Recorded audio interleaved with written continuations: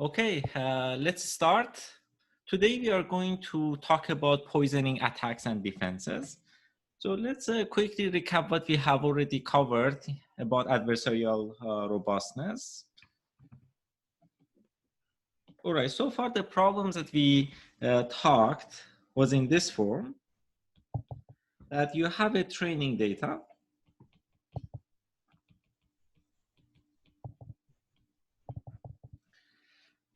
Then you run your favorite optimization solver like SGD, you train your model on this training data.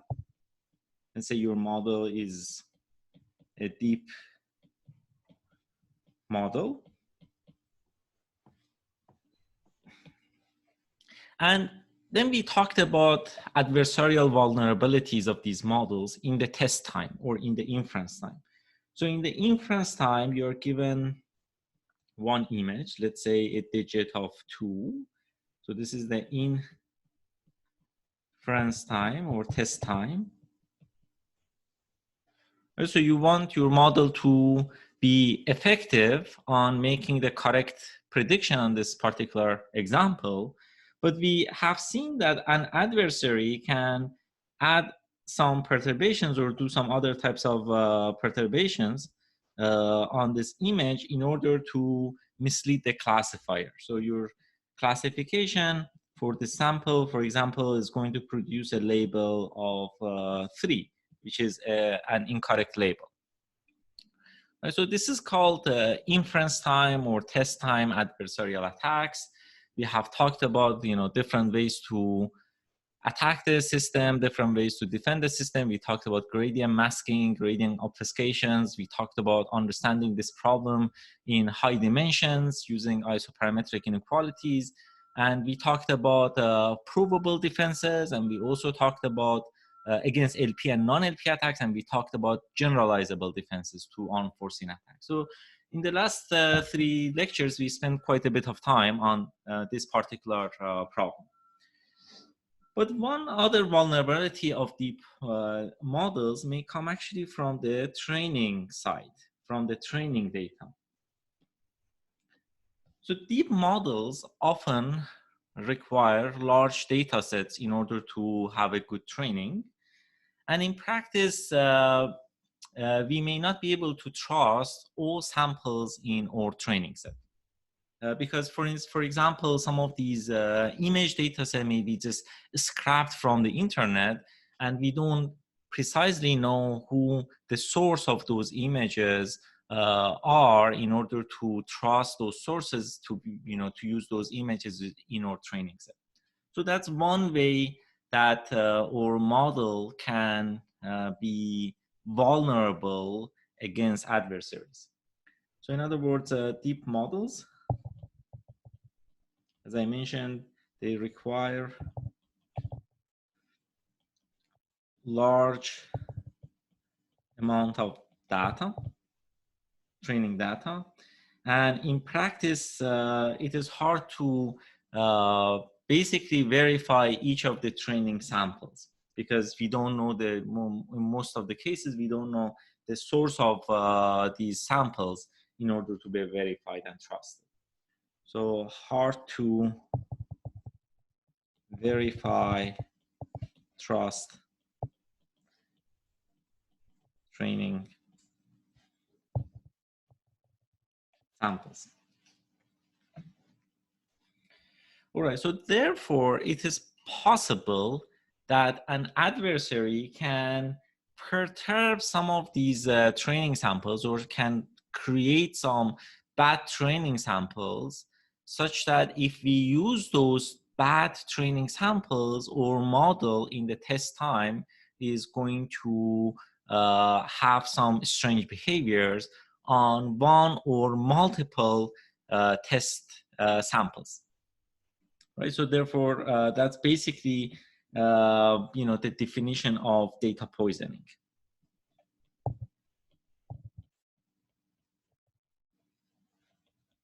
So here, adversary can perturb sum of training data.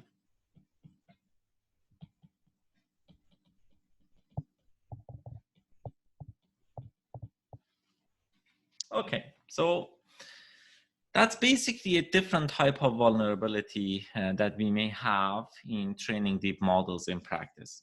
And in fact, there was a recent survey of, few of these, big tech companies, and, data poisoning is perhaps, more worrisome for many of these companies than just inference time adversarial attack. Okay. So first, let's understand what is the goal. What is the goal of data poisoning?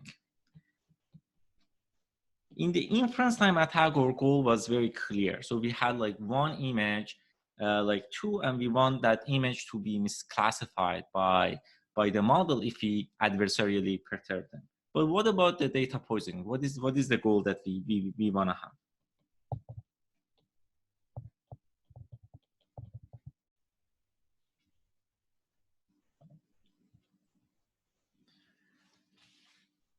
All right, any ideas? So let me look at the chat box. There are some comments. Are we considering the data that has been intentionally perturbed, or it is just by wrong labels or noise? No. So here it is, adversarial perturbation. Your data is often noisy. You may have some, wrong labels here and there, and that's a part of the process. And usually that kind of random noise doesn't, degrade the performance too much.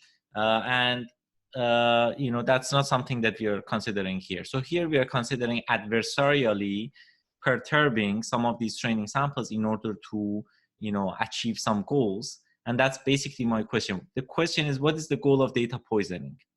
What is the goal of poisoning attack?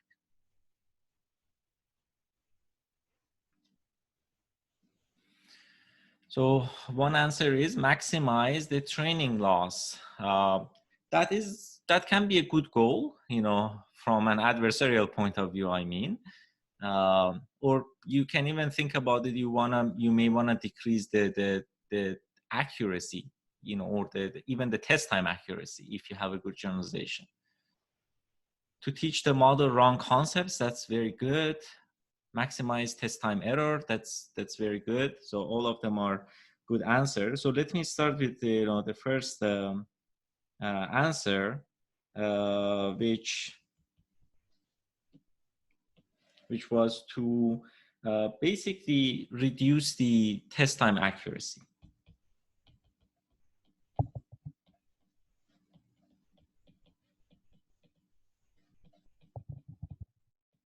I'll just poison my data set, and in the test time, my accuracy is not going to be very good.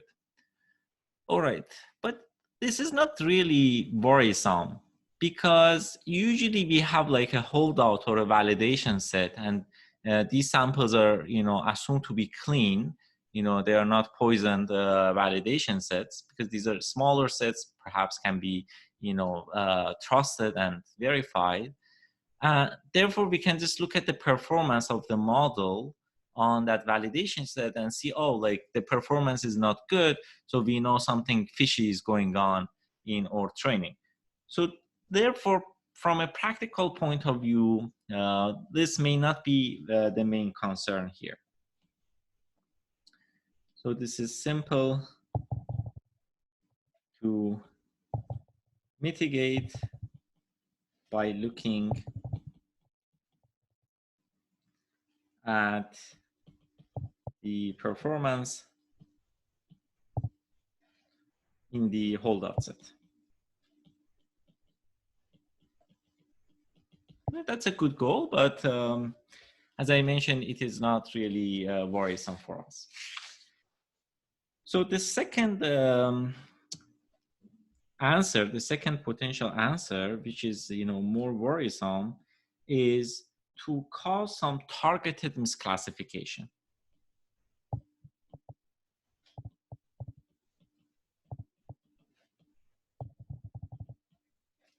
Here we want to cause our model to predict wrong labels for one or perhaps more target samples.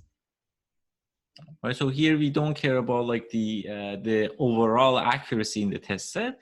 Here we want to say, okay, if my target sample is this particular image, I want my model to have a wrong label or to behave strangely.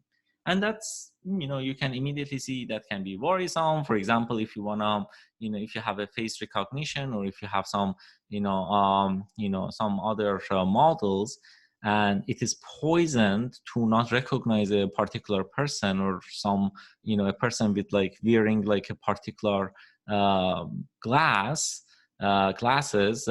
then, you know, that can circumvent, you know, the some of the security systems, and that can create some sort of risks in the pipeline. All right, so here the goal is to cause one or more target samples to be misclassified.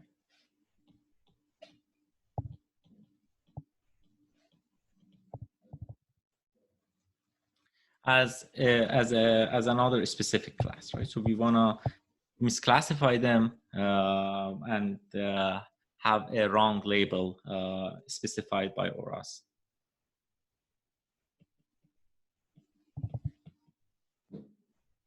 Or loss function.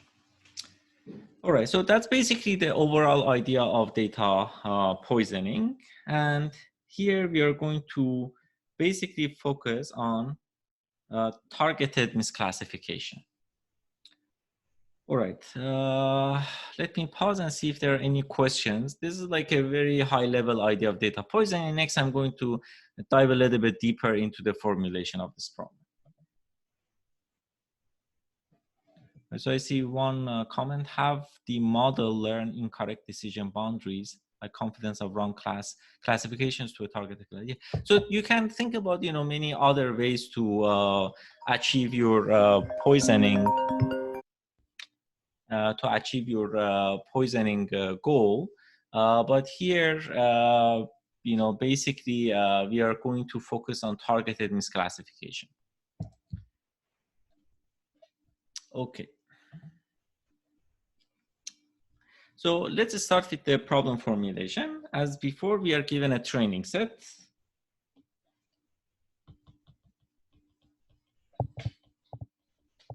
So I have n training examples, xi's and yi's. Let's assume my xi's is in d-dimensional space, and I have a classification problem to C classes. So my labels are from 1 to C. All right, so and here, as I mentioned, we are going to focus on targeted misclassification. Let's assume I have xt, which is my target image.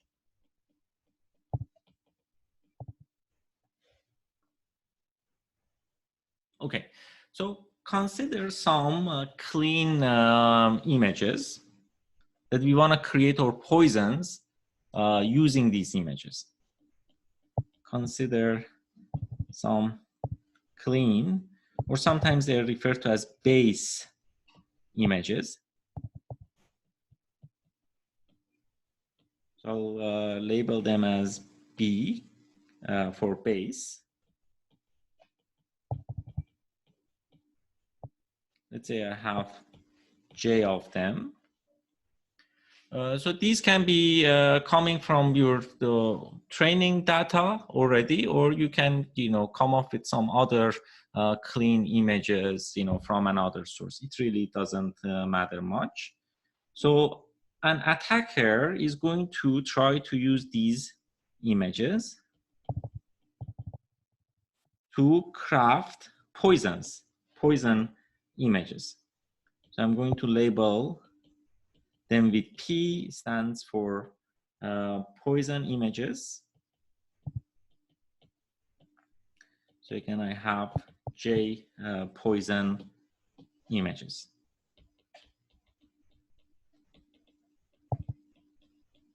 So these are my clean or base images.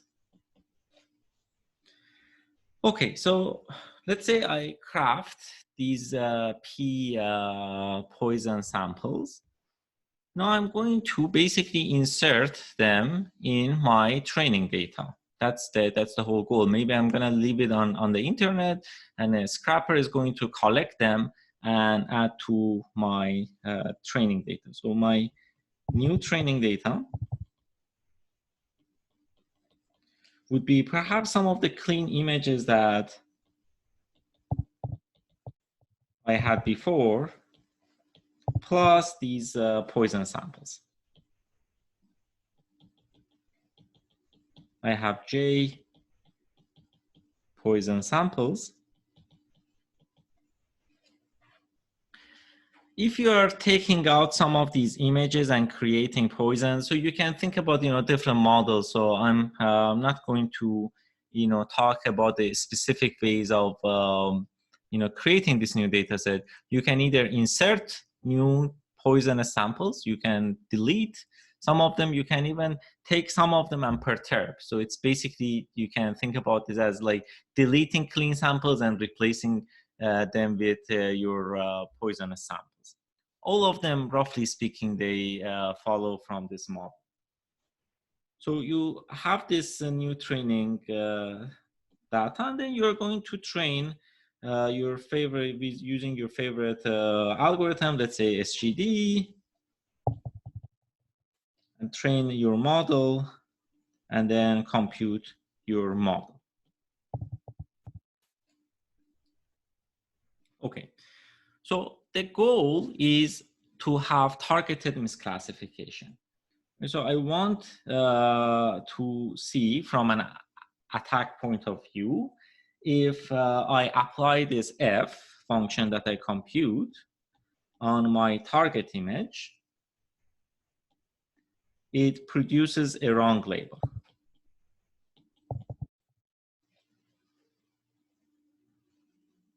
for that particular target image.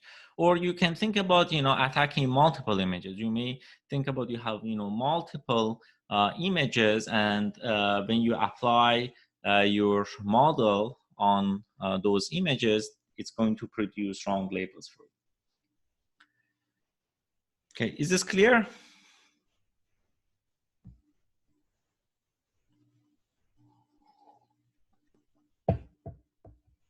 I have a question. Yes, go ahead. So since we have a large amount of data, is the f of human xib equals f of human xip still a requirement? That's a very good question. So I'm going to answer that in a minute. So hold on to that question. That's a good question.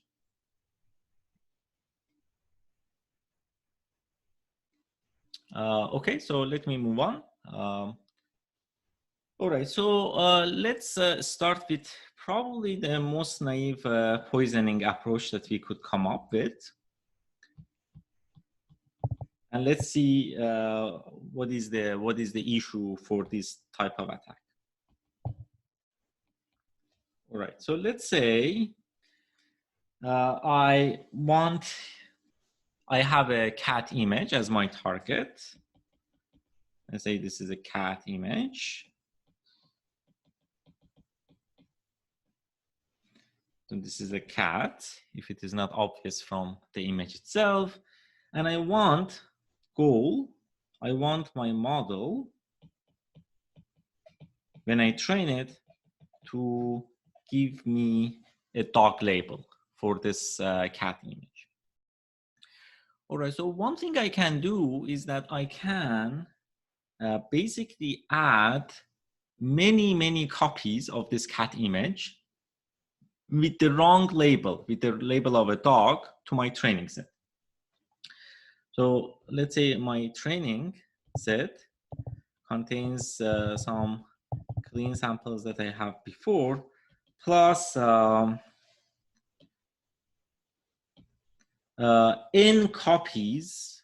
I'm just gonna write this notation: n copies of my image, which is the cat image, but with the wrong label. So I'm going to use this as my new training. So I'm just going to like keep adding my target sample with the wrong label to my training. So in that case, the model inevitably is going to, if it tries to reduce the classification error. So at the end of the day, if n is sufficiently large, the model is going to predict the dog label for this particular cat image, right? So that's one way to poison your model by just flooding the training set with improperly labeled samples.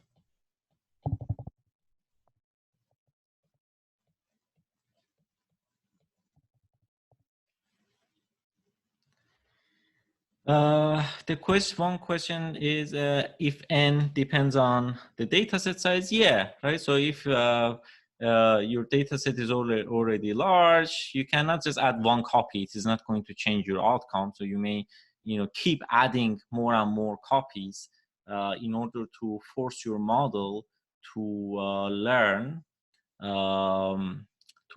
a particular label for your image. So there's a question, doesn't targeted attack mean that we fix a target label and try to get the source image to be classified as that? Yes. So here my target label is dog. So I'm basically going to use that target label here to misclassify these images during my training and force my model to predict this label in the test time. Okay. All right. So if you are basically trying to defend against these types of attacks, how concerned you should be against this type of poisoning attack?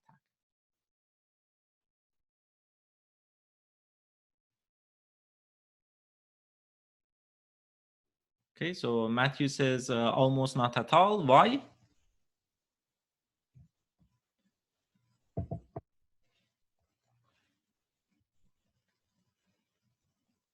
Good answer. So easy to detect. And so you are adding maybe 100 or thousands of cat images with a wrong label, with a dog label. So it is not hard to detect these types of poison samples from the training. So therefore, I would say not too concerning.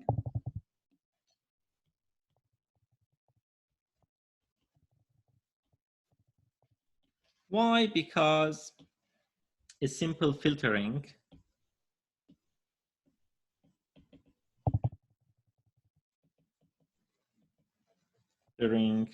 or outlier detection can identify poison samples. Especially since here you need oftentimes a large N. So it is not just like one wrongly labeled sample. You have like maybe thousands of such samples. So it can be identified. And even better if you have some human inspections, you may not even need an anomaly detector in order to identify these samples. So therefore, coming back to Amir's question, we are going to focus on clean label attacks.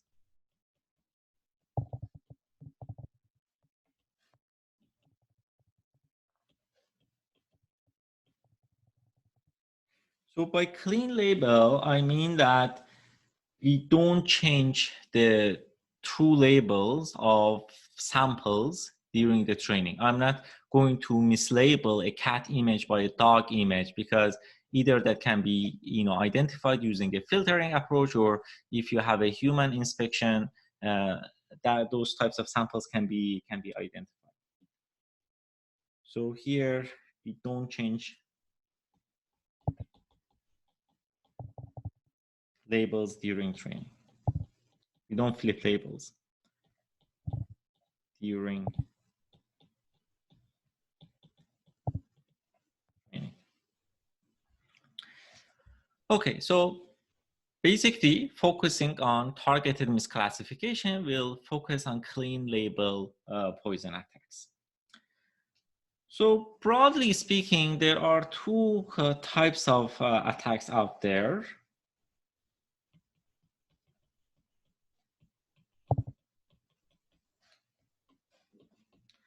One type of attack is called backdoor attacks.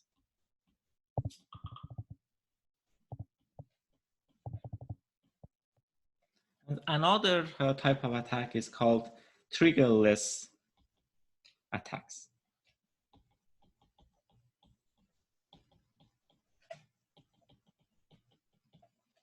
Okay, so let's start with backdoor attacks, which is simpler to start with. All right, so I'm going to actually start not with the clean label version of it. And then first I'm going to start with the general backdoor attack. And then I'm going to talk about the clean label version of these backdoor attacks. All right, so.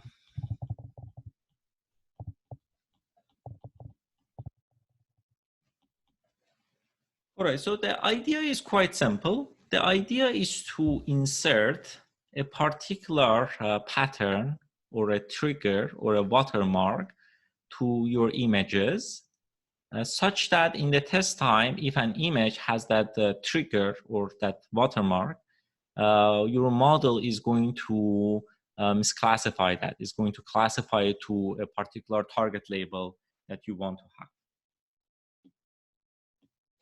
Right, so the unclean version of backdoor attack was introduced by Go et al., I think in 2017. So the idea introduced in that paper is to randomly select a small portion of training set. So you pick maybe a couple of hundred of your training data randomly, and then apply a backdoor trigger to those samples.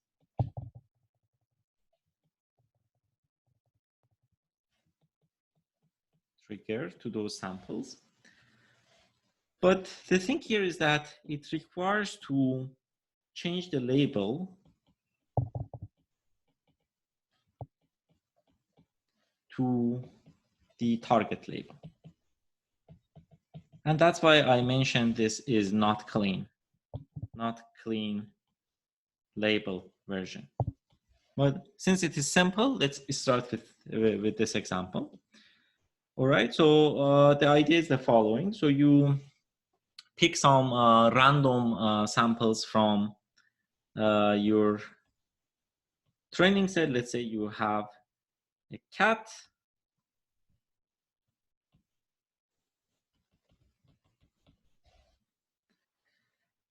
All right, so this is randomly selected. You add a trigger or a pattern to this image. Maybe a pattern like this, a very small watermark to the image, and then label this as an airplane and put it back in your training. All right, so you keep doing this for not just one sample or for multiple samples. Maybe you have, I don't know, like a tree, and you add exactly the same trigger, and then label this as airplane. So this is the trigger that I'm talking about. Okay, so what will happen if you train your model using these samples? The model is not going to rely on the actual features of these images because the features are incorrect. Right? So you want to basically map this image to an airplane, this tree to an airplane, but the true features, the visual features that you have in your image is not going to helpful for your model. But the trigger here is a very helpful set of features for your model.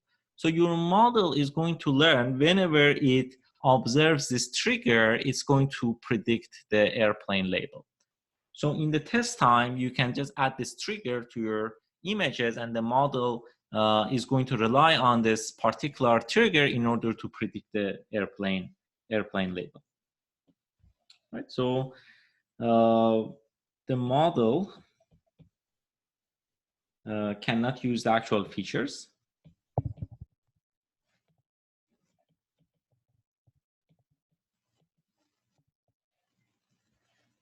So it will rely on the trigger.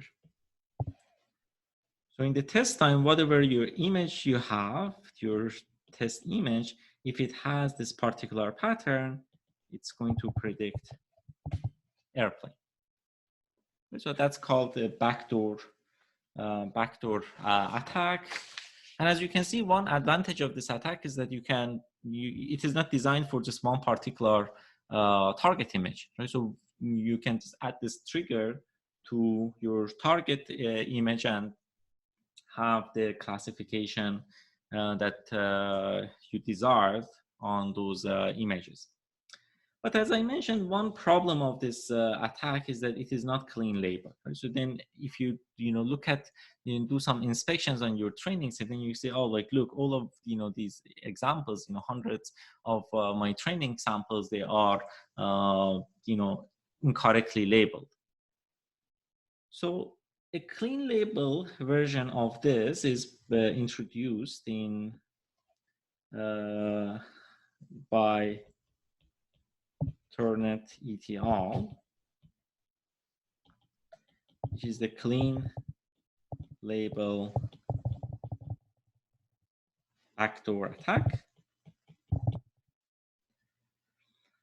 And the idea is actually quite simple. The idea is that, okay, so what was the intuition here? The intuition was my model could not use, these features, actual features in the image to predict the airplane. So instead of randomly selecting samples, I can select samples with correct labels and adversarially add noise to them in order to basically ensure that model, if it relied on the features of the image, it would misclassify. Therefore, a model is not likely to use actual features of the image. And then if I add the trigger on top of those images, then model is still going to rely on the trigger in order to do the classification. So let's say you have some base images. So here, the base image, I'm going to pick it from an airplane class. So this is the correct class. I'm not picking a cat in order to mislabel it as an airplane. So I'm going to pick some airplane images. Then I'm going to adversarially perturb and create some adversarial perturbations of them, maybe with to another label, not the airplane label. So how I'm gonna do that? We know there's optimization. We have seen it before. This is just like attacking this particular image. But what is my classifier? I don't have a classifier at the moment, right? Because I have just a training set. I can use a pre-trained classifier, not the one that I'm going to train it using this particular data set, but I can pull it off from the internet, one from pre-trained model, and use that in order to craft these adversarial examples. So I'm going to denote that by a G function. But this is not the model I'm going to train using my poisoned samples. So therefore, this is the perturb version. And this is the label, and I'm going to limit the perturbation within an L infinity bound to make sure that the perturbation is small, so humans would still see this image x tilde j as an airplane. But the model cannot, really use the features in this image because it is an adversarial example. G would misclassify this. So by roughly speaking, by transferability of adversarial attacks, we think that F also would misclassify this example. So here, basically, one, I would say, hand-wavy argument here is the transferability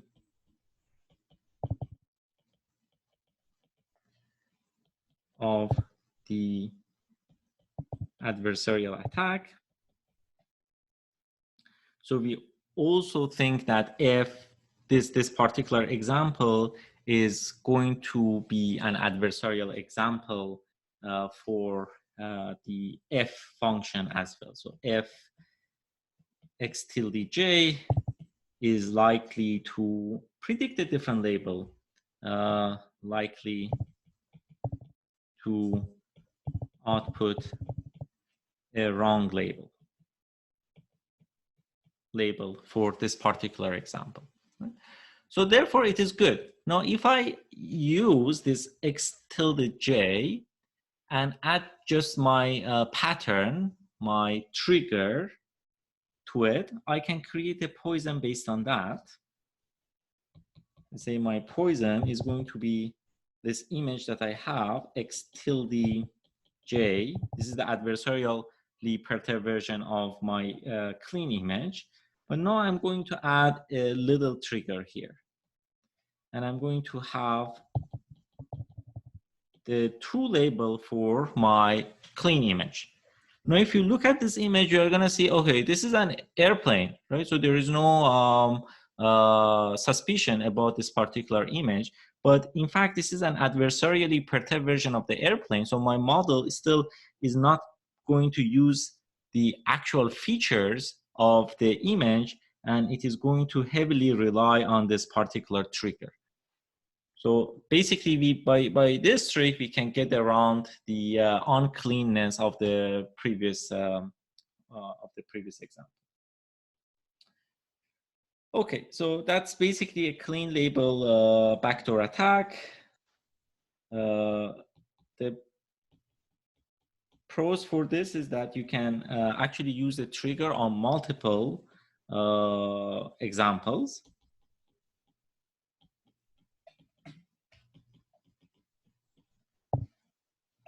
To poison several examples. But on the downside of this is that there is a trigger. Right?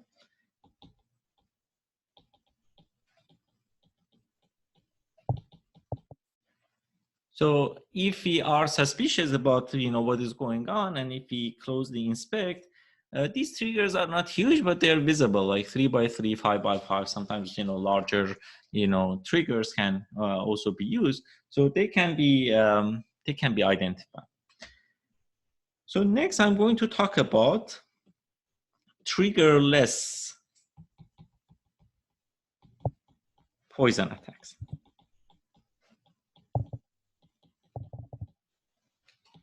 All right, but before doing that, let me pause and see if there are questions.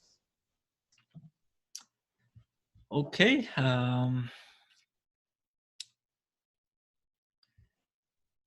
Isn't this like adversarial training, the initial part? No. So here you see it's like an adversarial attack. Right? So I'm basically attacking this image in order to have my model G to misclassify on this particular image.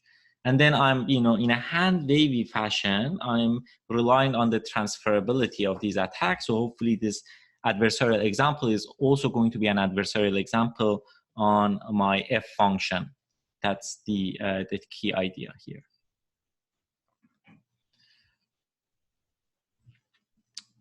The label shouldn't be airplane on the target, right? No, so we start with the airplane. Yeah, so the target image is not going to be an airplane. So you may have a cat, but wherever you insert this trigger, it's going to predict the airplane label for you.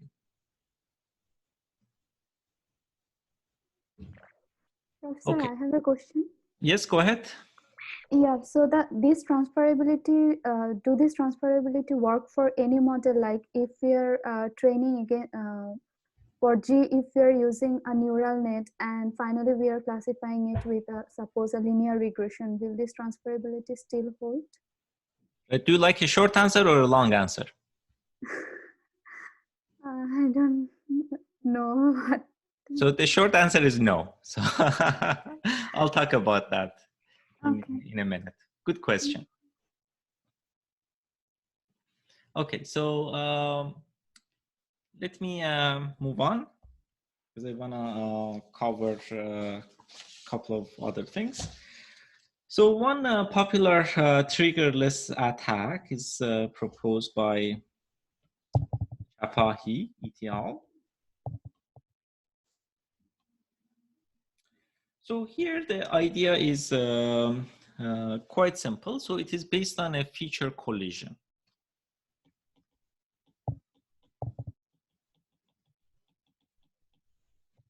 All right, let's suppose here F represents the feature layer, the layer before the softmax.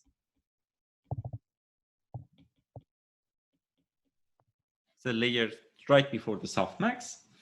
And again, G is a pre-trained model as before, G pre-trained.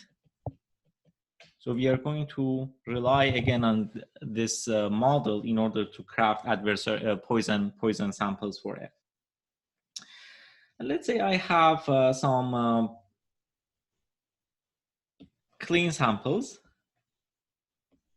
If I look at the features, in the feature space, I have G applied to my clean sample. This is an airplane.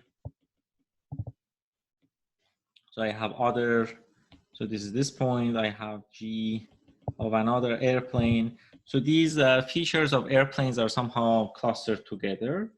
Then I have G of, let's say, a cat here, G of another cat here. And let's say my target is also here, G of XT, which is a cat. Right?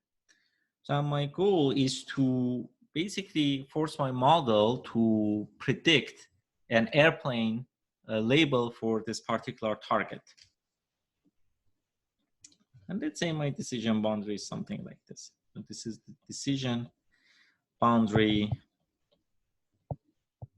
for this G function. And here we are looking at everything in the feature space. This is the layer before the softmax. Okay, so what is the idea here?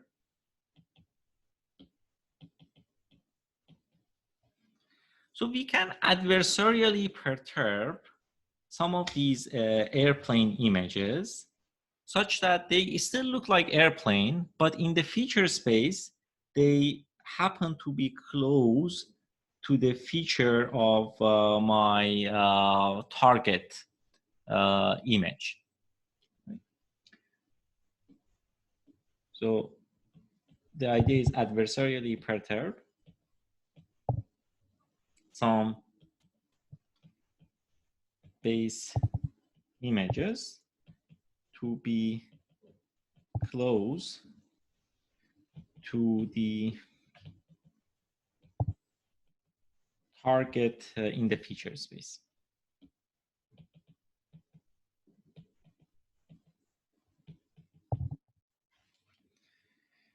Okay, so let me erase these. So this part is the cat. The left-hand side, the right-hand side is the airplane class. Now I'm going to basically craft some examples, poisons,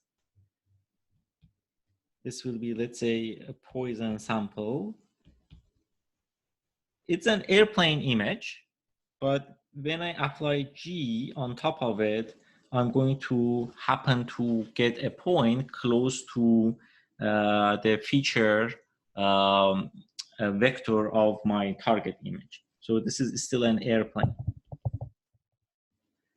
And I'm going to create another poison here,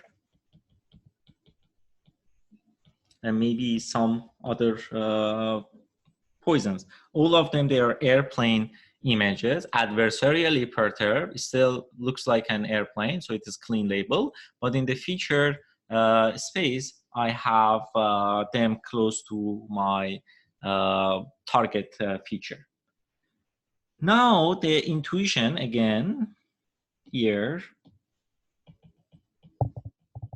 intuition again hand wavy, is that if I retrain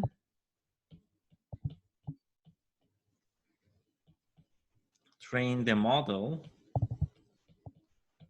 on poisonous samples, then the decision boundary is going to fold in order to accommodate the correct label for these poison samples. Decision boundary is going to fold. I'm going to get perhaps a decision boundary on some part of my space that I don't have these poisons. Probably it's going to follow closely to the original decision boundary, but here it's going to fold because I have these new samples. Remember, this guy is not in the training. This is my target, so we don't actually see this. I see all of these airplanes in this part of my feature space, so probably the decision boundary is going to move in order to accommodate these samples and classify them as an airplane. And now this part is my airplane, and this part is my cat. And here you can see my target happens to be on the wrong side of the decision boundary. So that's basically the idea of the feature collision attack. So if you want to formalize this by an optimization, it is quite actually simple. So you create poisons by this maximization that has two terms. So in the feature space, my X, my poison, I want to be close to the feature of the target, maybe using an L2 norm. But I also want them to be close to the, in the image space to look like airplanes. So I don't want to change the visual representations of these images.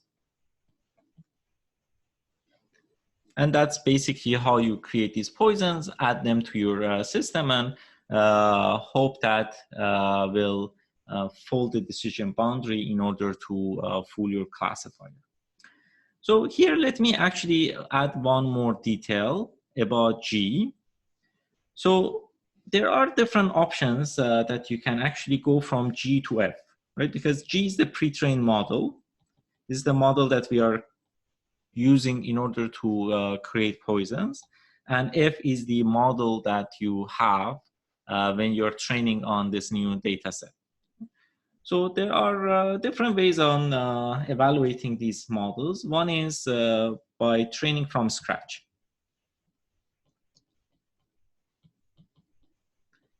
Which is the one that the clean clean label backdoor attack is doing. And this is proper, right? So because, that's the ultimate test that you want to do. Let's say you forget this G completely and then use your new training data in order to learn a new classifier. But there are other, variations. One is doing fine tuning. That you start with G as your initialization and then do multiple iterations in order to fine tune this G, in order to see the impact of these poison samples. And you can also use a frozen feature extractor. You can even assume the feature extractor part is frozen and that's not going to be updated. And the last layer, the linear layer, is going to be optimized. So it's called frozen feature extractor. See, like these are less practical. So, you know, this is something that, you know, perhaps, you know, not,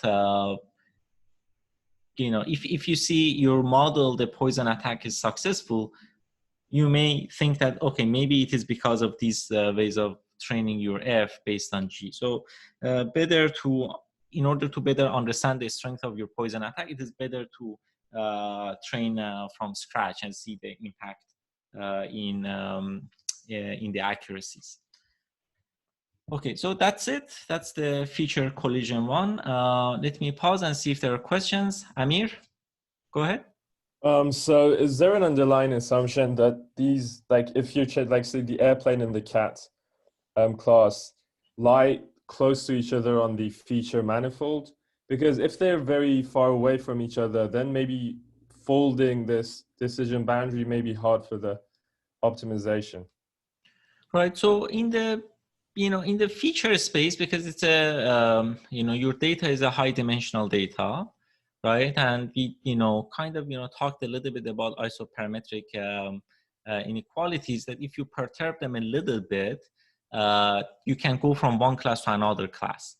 Right. So, and that's basically the curse of dimensionality that we see here. So you can remain close to your airplane image visually, but you can potentially change your features quite a bit.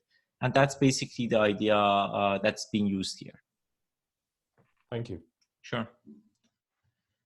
Okay, I think I answered some of these questions. Let me move on because I want to cover defenses as well. Okay, so there are other variations of these two attacks as well. You can take a look at the papers. I'm not going to go into great details for them. But the question, you know, before we talk about defenses, that we ask is, do these attacks actually work?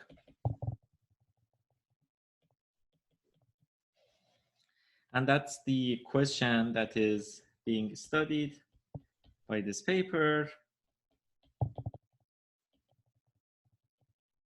Empirically, they have basically evaluated many of these attacks on you know, different data sets, on different, you know, networks.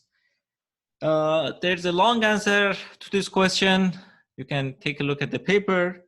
There's a short answer to this question, and that is not really.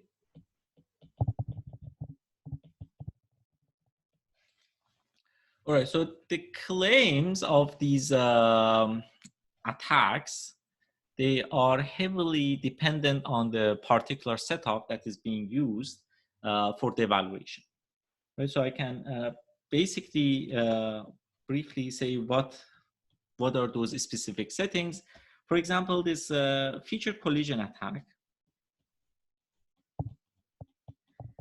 assumes that, considers that the G, the pre-trained model, is trained using Adam. G trained by Adam, and that's what they are using for fine-tuning. But it turns out that if you actually use SGD, which is a more commonly used solver for these non-convex optimizations, then their success rate is actually not great. Success rate is not like, you know, close to even 80 or 90%. It is really close to 10, 20, 30 percentages. So these attacks are very specific to these types of setups that they have assumed. Or if you use data augmentation, which is a pretty common regularization used in deep learning training, again, the success rate of these attacks reduced quite significantly. Or if you use like some other network architecture, the clean label backdoor attack use a narrow ResNet. But if you say, for example, use ResNet 18 for your classifier, again, the success rate is greatly reduced for them. If you have a black box, here we considered the white box attacks. If you look at the black box setup, again, the same story. The success rates of these attacks are greatly reduced. And even kind of, interestingly, the success rate depends on the size of the data set. Not surprising, but the dependence is actually quite strong. So you don't have like a stable behavior on data sets with different sizes. So basically in a high level, these attacks are not really successful, and we need better poison attacks, obviously not to break the systems, but in order to understand their sensitivities to these types of vulnerabilities in training. And then we can, think about, the strength of different defenses against these types of attacks. If we don't have a good attack, then, it will be very hard to think about, strong defenses against them. Okay. Now we don't have, really, this is also like a really interesting, problem to work on to see if we can strengthen any of these attacks or come up, with, new ideas to attack the system, using poison samples.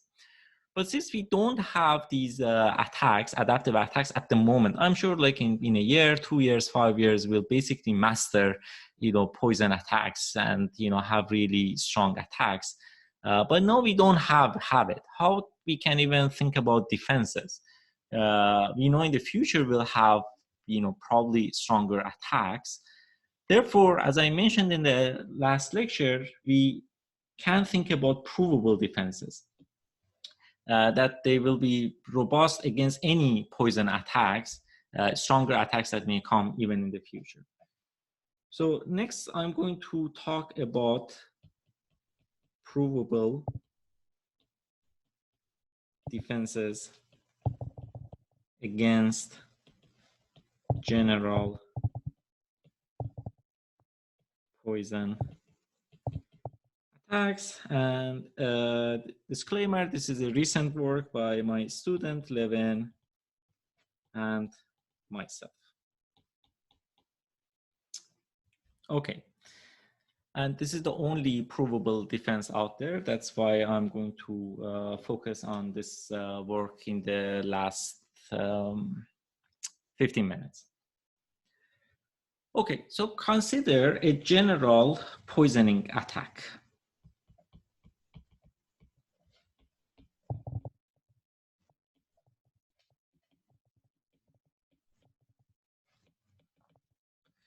Okay, so by general, I mean the attacker can do whatever, right? So the attacker can insert some samples to your training set. It can remove some number of samples from your training set. Attacker basically can insert, remove samples from the training set. Now you can ask, okay, so what about if the attacker perturbs one of my samples in the training set? You can model that as removing that sample and inserting the perturbed version of that sample to the training set. So one way to quantify the attack magnitude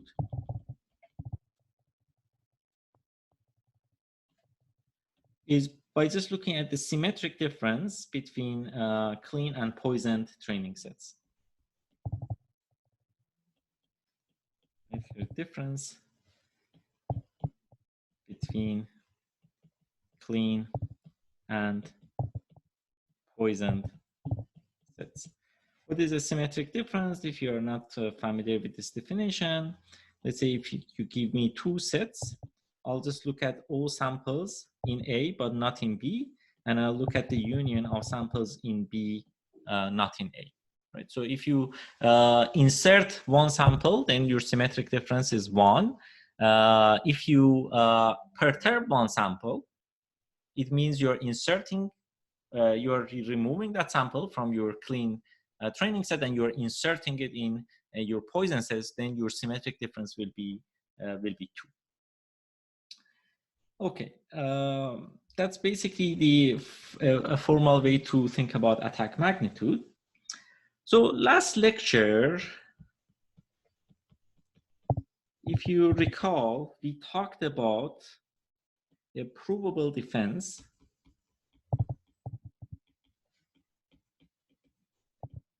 against sparse inference time attacks. Inference time attacks, right? So again, that was by Alex and myself. And the idea was to use randomized ablation.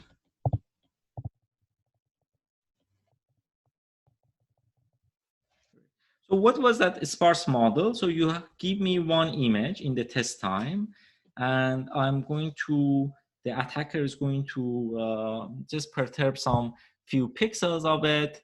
And we want to basically make sure that we are robust against these types of sparse perturbations. And we did like basically randomized ablation in order to come up with a provable defense, which was in fact, happens to still be the state-of-the-art provable defense for that problem. But that's inference time attack. What about the poison attack? So this is inference time. In the poison attack, we are given a training set, right? Say these are digits, 2, 2, 1, 3, and the attacker picks few of them, not all of them. Maybe it picks this one and creates a poison version of the sample. So there is some sort of sparsity, but the sparsity is not in the perturbations of features of these images. Sparsity is based on the fact that the attacker is not able to poison like 50% of your data. The attacker is often able to poison maybe 100, 200, 500 of your samples. So if you look at the number of your poison samples divided by your entire data set, you get a small ratio.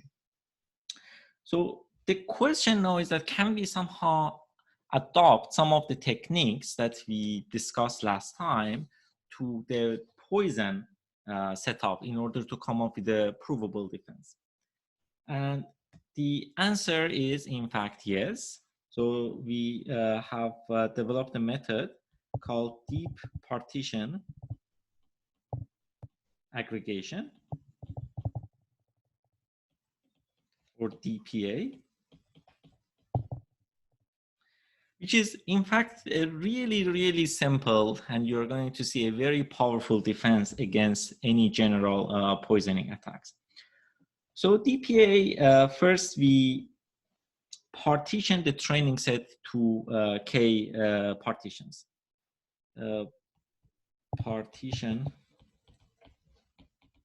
the training set to K partitions. Here, no assumption that this training set is clean or not. Potentially we may have some poison samples in my training. All right, so here you can ask how you're going to determine your partition assignment. We are going to use a hash function to deterministically basically define partition assignments for samples. define your favorite hash function that inputs a particular image and outputs a partition index. This can be as simple as, like, for example, sum up the pixel values of that image and then partition it to, to k labels based on the value that you get. You can, come up with some other function, but it should be deterministic and it should not depend on other samples, because we don't want to have that dependency between the index of one sample on the index of the other sample. All right, so let's say you have these k partitions, partition 1, partition 2 to partition k. These are k partitions. So roughly speaking, if your partitioning is good, you get, roughly speaking, n over k samples in each of these partitions, right? So n is the total number of samples that you have. K is the the number of partitions, roughly speaking. We don't actually rely on this, but that's to get a little bit of a feeling about the size of these partitions. Okay, next I'm going to train a classifier for each of these partitions. So I'm going to train F1 for partition 1. I'm going to train F2 for partition 2. I'm going to train Fk for partition k. So these are my base classifiers. Okay, so that's it. So k partitions, I have k base classifiers that I train. And in the test time, this is basically an ensemble method. So in the test time, you give me a sample, let's say xt. I'm going to use my F1, I'm going to use my F2, I'm going to use all of these k base classifiers, and I'm going to look at the majority class as my prediction.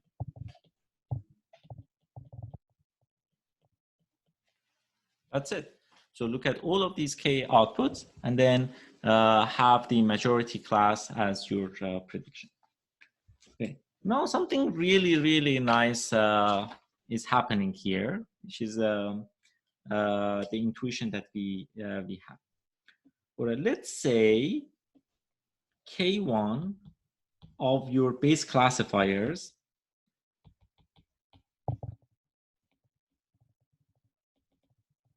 in fact return the majority class.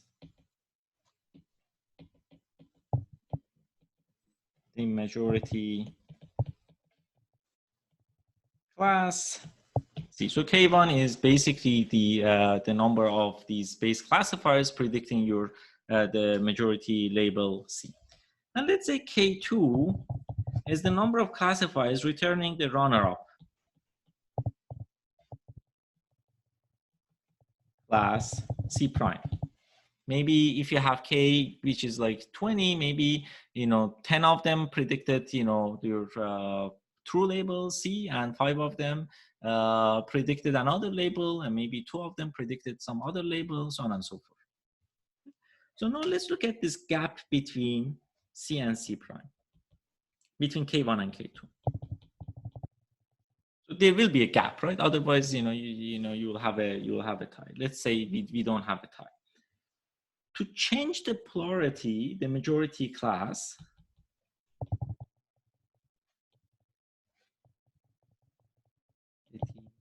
from C to C prime, the adversary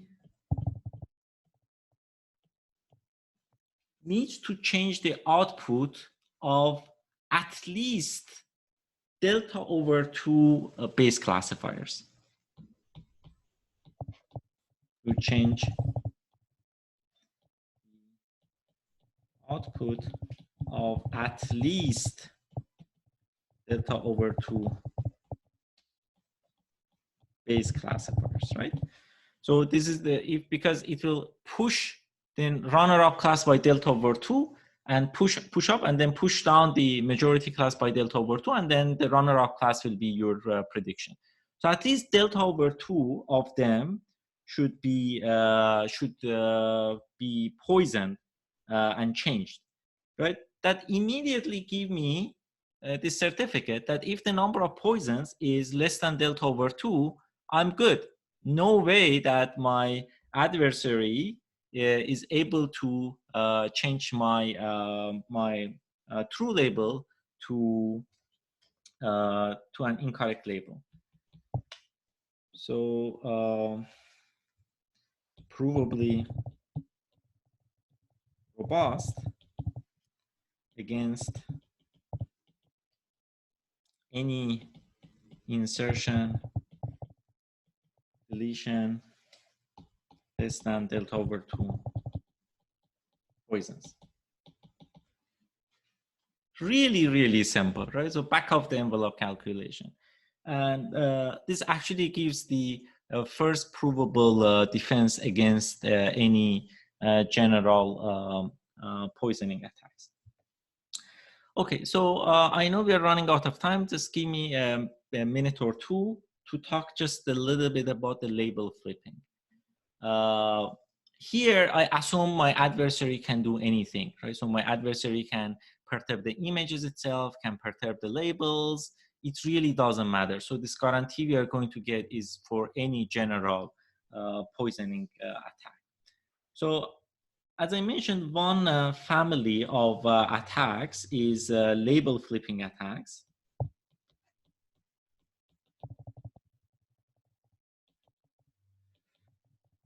That current methods, they are not successful because we have like these, outlier detections, but there may be in the future stronger label flipping attacks that can circumvent, those outlier detections as well. So here I'm not perturbing my image itself. I'm just adding noise, label noise to my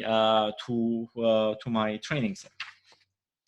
So in this case, can we use DPA for defend against label flipping attack? Yes, because DPA is a general provable defense. But since here we know my X's are clean, I can do better than just DPA. Why? Because X's, the features are not noisy. So instead of just using the samples with labels, I can use my entire feature set for each of these partitions as well, because those are not, by definition of the label flipping attack, those are not noisy samples. So this part, therefore, is a classical semi-supervised learning in that case. Wise learning. So I can use any of the off-the-shelf semi-supervised learning methods in order to improve the accuracy of my base classifiers. And also here, I can actually use the hash function that depends only on X's, not on labels. So therefore, I can improve my hashing as well. All right, so just to give you a rough idea, so all of the, both DPA and semi-supervised version of DPA, both of them, they achieve state-of-the-art provable defense in general poisoning as well as label flipping attacks. So you can look at the numbers, for example, on MNIST, we certify half of the test images up to 600 label flips. Compared to the previous state of the art by Rosenfeld in this area, which is certifying only 200 images. On CFAR, again, we have 300 versus 175. And on general poisoning attack, the numbers are a little bit lower because it is a more general threat model. But as far as I know, that's the only provable defense that we have here. All right, so that's it about poisoning attacks and defenses. Sorry for running a little bit late. So I'm going to pause here and take your questions.